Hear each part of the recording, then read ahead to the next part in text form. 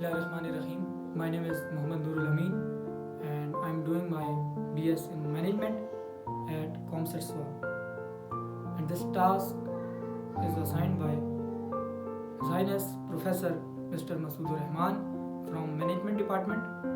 And this task has concerned with how mysticism influenced the society in different areas and what are the elements and components that practiced in this approach.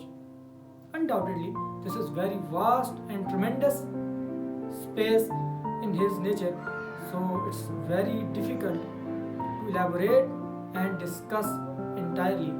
So I just start from the single element, literature, adab and more Persian literature, फारसी अदब. तो जब हम फारसी अदब की जानिब देखते हैं तो हमें चंद नाम मिलते हैं जिसमें मौलाना रूमी की मसनवी है, जिसमें हाफिज़ शिराज़ी की गुलिस्तान सादी है, बुस्तान सादी है, जिसमें हमें मिर्ज़ा अब्दुल कादिर बेदल का कलाम मिलता है, जिसमें हमें अब्दुर्रहमान जामी का कलाम मिलता है, जिसमें हमें हाफिज़ शिराज़ी का कलाम मिलता है, जिसमें हमें अमीर खुसरो का कलाम मिलता है. तो ये वो चंद पर्सनैलिटीज़ हैं कि जिनका असर, जिनका इफेक्ट, जिनका आउटकम सिर्फ उस वक्त तक महदूद नहीं था, बल्कि आज 10 से 12 सदियां गुजरने के बाद भी सेम इंटेंसिटी के साथ आज के अहले अदब, आज के अहले इल्म उस इल्म से फैसिनेट होते हैं. और आखिर में एक बहुत ही खूबसूरत बात जो याद रखने की है कि अब्दुर्रहमान जामी कि उन जैसा गज़ल गो और नात गो शायर आज तक फारसी अदब ने पैदा नहीं किया, लेकिन वो भी जब मौलाना रूम का कलाम पढ़ते हैं, मसनवी पढ़ते हैं, तो उनको ज़बरदस्त ट्रिब्यूट पेश करते हुए कहते हैं कि मसनवी मौलवी मानवी हस्त कुरान दर ज़बाने पहलवी, कि मौलाना रूम ने फ़ारसी पहलवी दरी ज़ुबान में कुरान लिख दिया है. So this is the value, this is the connection, this is the alliance that we see among the spiritual persons and their literature. और आखिर में मज़ीद एक और बात कि जब हम अल्लामा इकबाल रहमतुल्लाह अलैह के कलाम को पढ़ते हैं, फ़ारसी कलाम को, तो उसमें हमें पयाम मशरिक मिलती है, रमूज़ बेखुदी मिलती है, इसरार खुदी मिलती है, जावेद नामा मिलता है, और उनकी वो फ़ारसी की किताब जो उनकी वफ़ात के बाद पब्लिश हुई, अरमुगान हिजाज, और मुख्तलिफ जगह पे एक जगह आप फरमाते भी हैं कि वक्तस्त बेकुशायम मैं खानाए रूमी बाज पीराने हरम दीदम दर सहने कलीसा मस्त.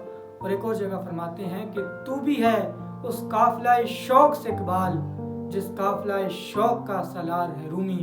तो ये वो रिफ्लेक्शन है कि जो हमें आज के स्पिरिचुअल पर्सन में नज़र आता है और जो आज से हज़ारों साल पहले गुजर चुके हैं, और वक्त के दामन में इतनी वसअत नहीं कि इस एस्पेक्ट को, इस पहलू को मज़ीद चीदा किया जाए. अपने नेक्स्ट इंटरव्यू की जानिब चलते हैं. शुक्रिया. बिस्मिल्लाहिर्रहमानिर्रहीम. अस्सलाम वालेकुम. मेरा नाम फ़हीम है. मैं नश यूनिवर्सिटी इस्लामाबाद में रिसर्च स्टूडेंट हूँ. तसव्वुफ़ के हवाले से आपने सवाल किया. जो तसव्वुफ़ की जो बुनियादी ज़िम्मेदारी है जिसको कुरान मजीद ने तज़किया कहकर पुकारा है, और वो ये है कि अल्लाह ताला ने इंसान को इस दुनिया के अंदर एक ख़ास मकसद के लिए भेजा है, और उस मकसद को हासिल करने के लिए इंसान को अपने तमाम तकाज़ों के अंदर पाकीज़गी की ज़रूरत होती है. और उस पाकीज़गी को हासिल करने के लिए और उस पाकीज़गी का इन्हिसार इंसान के तमाम पहलू पर होता है. जिस तरह एक इंसान का ज़ाहिर है, जिस्म है, इसी तरह इंसान का बातिन यानी रूह भी है, दिल भी है. अब जब ज़ाहिर पाक हो जाता है तो बातिन की पाकीज़गी भी ज़रूरी है, और बातिन की पाकीज़गी दिल की पाकीज़गी का नाम है. अब बातिन की पाकीज़गी क्यों ज़रूरी है? साइकोलॉजी का एक फिनोमेना है कि जिसके मुताबिक the desires control organs and not vice versa, कि जो इंसान के अज़ा हैं, हाथ पाँव आँखें, ये इंसान की ख्वाहिश की ताबे होती हैं, और इंसान की जो ख्वाहिश है वो इंसान के दिल से उठती है.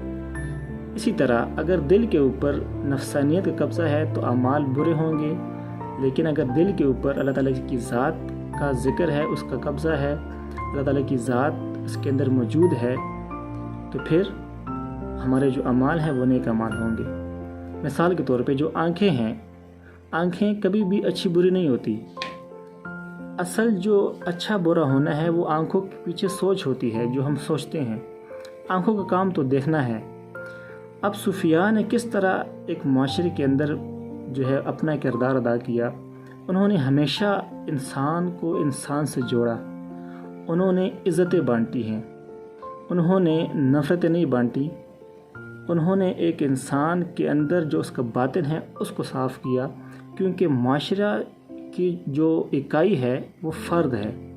اب جب فرد ٹھیک ہوگا تو پھر اس کا گھر ٹھیک ہوگا، اس کے گھر سے اس کا معاشرہ ٹھیک ہوگا، اور اس کے معاشرے سے پھر پورا جو ہے ایک شہر وہ ٹھیک ہو سکتا ہے۔